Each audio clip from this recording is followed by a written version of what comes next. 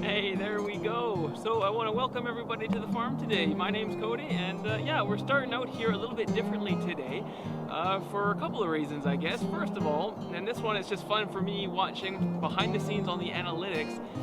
The video I did last summer about planting this sunflower field has now surpassed all the other videos, and it's one of the most viewed now with over 800 views. And it's just so funny watching a video kind of take off in one direction and kind of get popular for I have no idea why. We're in the middle of winter right now, and maybe it's just that aspect of wanting to get more of that summer back in our lives. I don't know, but I just wanted to thank you for watching it and enjoying it, and it's been getting, like I say, a lot of traction, and it surpassed now that igloo video build that I did last year, so that's great.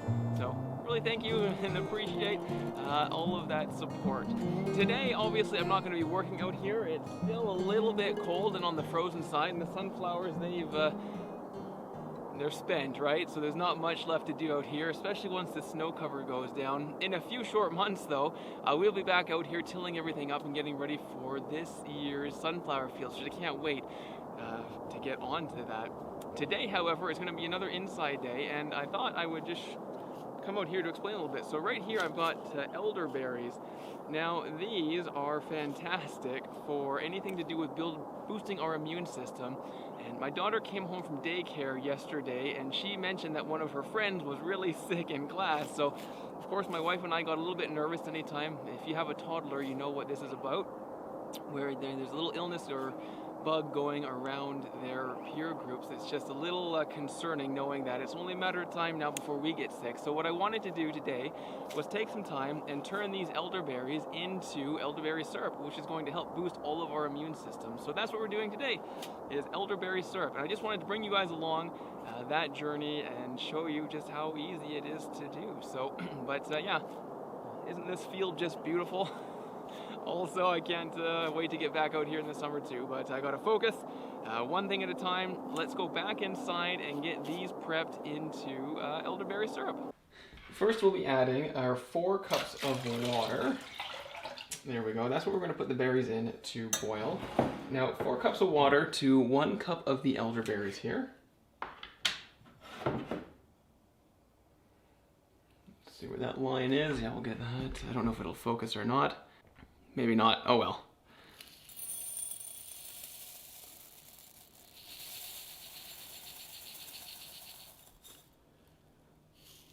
Okay. That looks good. So we have our 1 cup of elderberries. That goes right in to our water.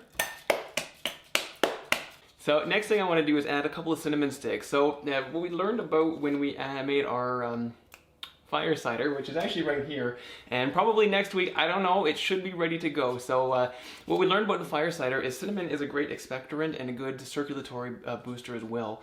So by adding it to here, I'm hoping that it's going to give it a nice warm flavor and help to get everything circulating around our body. So I'm just going to crack these open here and sprinkle 2 sticks in.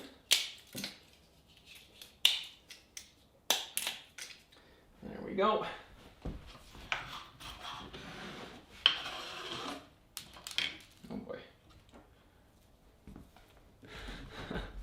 Okay.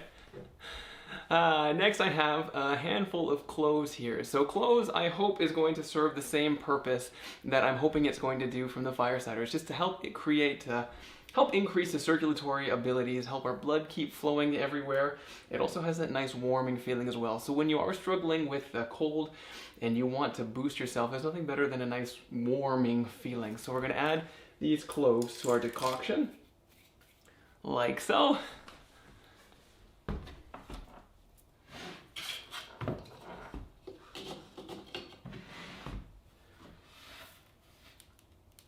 I'll put those in there. There we go. You back on. Looks good. Okay. Do I have a knife? I have a pocket knife, but it's dirty. Well, I guess it'll be boil day, so let's...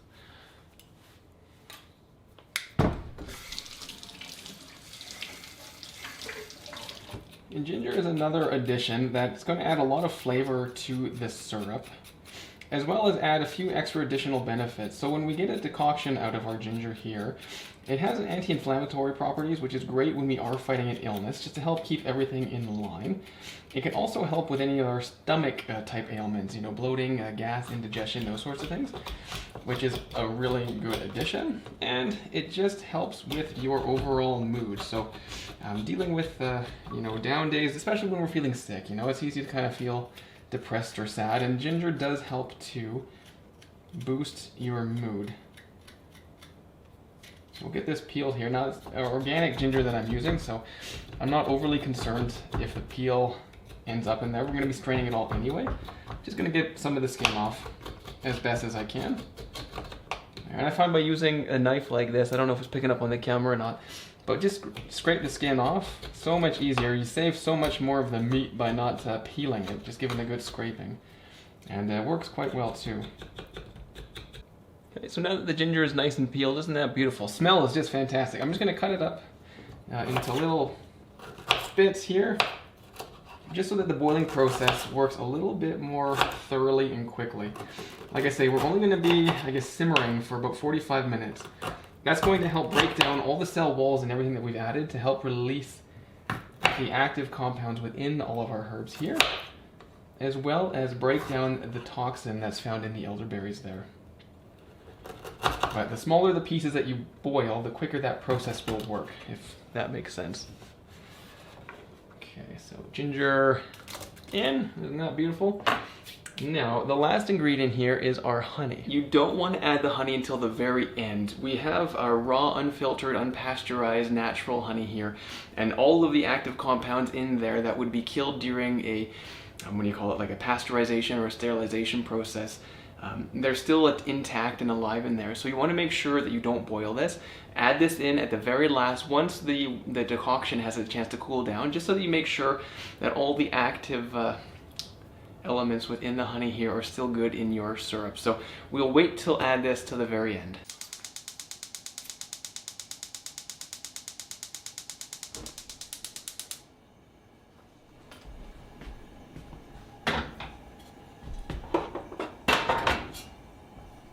So it's as easy as that, in all honesty. I got 45 minutes here. Well, actually, I'm going to get it up to a boil first, and then I'm probably going to start the timer. Once we're at a boil, we'll go with that. Once we're at a boil, I'm going to bring it down to a simmer. Find something to cover it with too, just to kind of keep that heat in there. And yeah, once 45 minutes is up, we're going to let that cool back down, add our honey, get it bottled, and we're good to go. So yeah, I guess I will wait 45 minutes here. But you have the added benefit of not having to wait. Isn't film technology amazing? So yeah, stop talking, Cody, and get on with the show here. We are starting to boil, so that's exactly what we're looking for here. That's starting to look really good.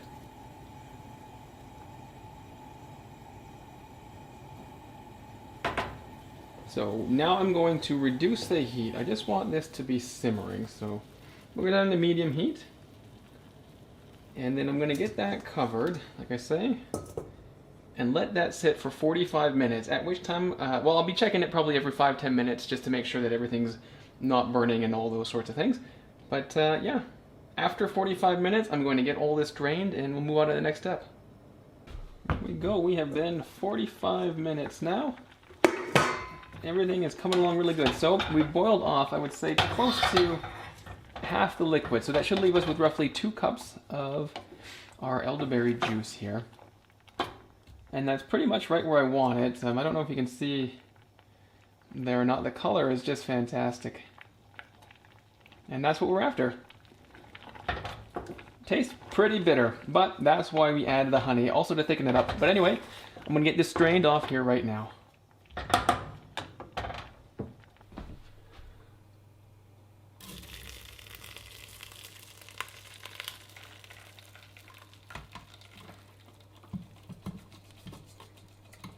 I'm just going to try to press out any liquid that's left in these berries here.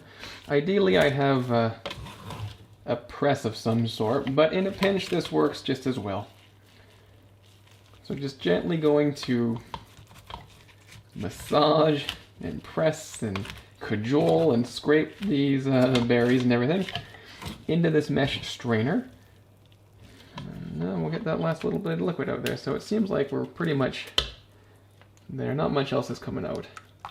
A wee bit. Now that we've got everything all separated here, in the bottom we have our juice, and in the top we just have the refuge. So the leftover berries, the little bits of ginger, and there's cinnamon there, and the cloves as well. So I'm going to let that drip dry for a few more minutes, just try to get everything come out on its own. And I also want all of this heat to go away. So I don't want to add the honey until the syrup has a chance to cool off a little bit, because I don't want to risk damaging any of those delicate or sensitive properties of that raw honey that we're trying to preserve with our project here. So give this maybe, oh gosh, I don't know, 5-10 minutes to cool off, and then we'll move on to the next step. I've let the juice cool off just a little bit now, and we are going to add the honey as a last step. So typically for this particular recipe, you should add about 1 cup of honey, but it's very fluid. So whatever is good to your taste, feel free to add that. So this, I don't know, it looks like maybe 2 or 2 and a bit. It's 750 grams, so whatever that works out to in cups of honey, that's what this is. Not going to add the whole thing, just add it slowly, and we'll see how it goes. Don't need the top, we'll just pour it out there. So, yeah, fantastic. I think I touched on this a little bit before, but you want to make sure for this, you want to use raw, unfiltered, unpasteurized honey. It's going to give you the best result in your elderberry syrup there. So let's get this poured in and mixed up. Slowly start adding it. That's 1 good glug. That's probably pretty close to a 1st cup. So I'm going to get that mixed in here.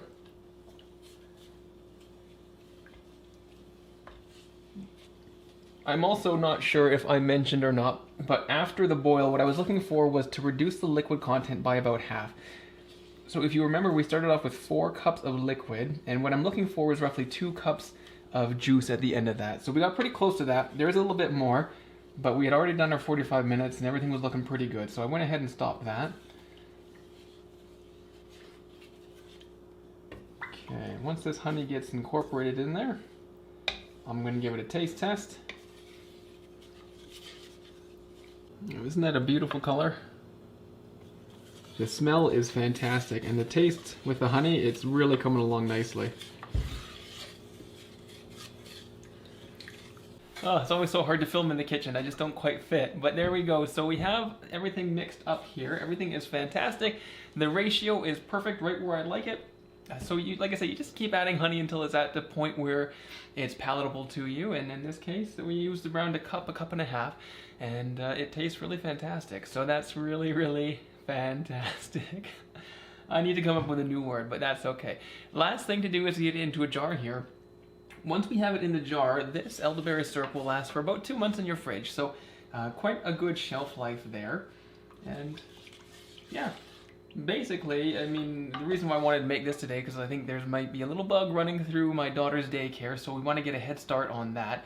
We'll start taking this every day, maybe a teaspoon, or no, a tablespoon or thereabouts. Our daughter probably around a teaspoon once a day. If we do feel something coming on, you can double or even triple that, just to kind of give your body that immunity boost that it would need to fight off any cold or flu or anything like that. But like I say, last step is to get it into this jar here. So fingers crossed I can pour this without spilling too much, but let's give it a try.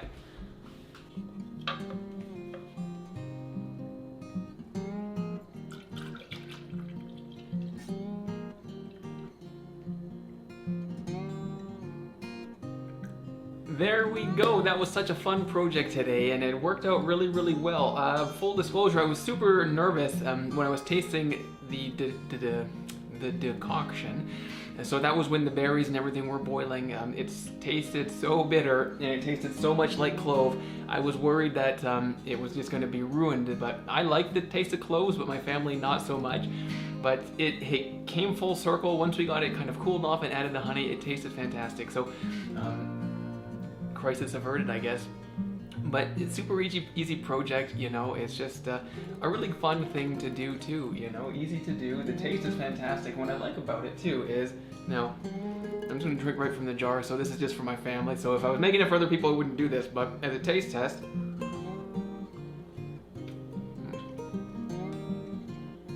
just so nice. You can create your own blend if you want to, you know. So this one, I can really taste the cinnamon, I can taste the clove. The ginger's not so strong, and that's okay. But when you're doing it, you can choose your sweetener, so you can choose your honey. A lot of the stuff that I find in the stores has high fructose corn syrup in it, or some glucose, or something that's not a natural product like that. And if you're looking for that immunity boosting, that natural herbalist approach, it's nice to be able to make your own because you know exactly what's in it.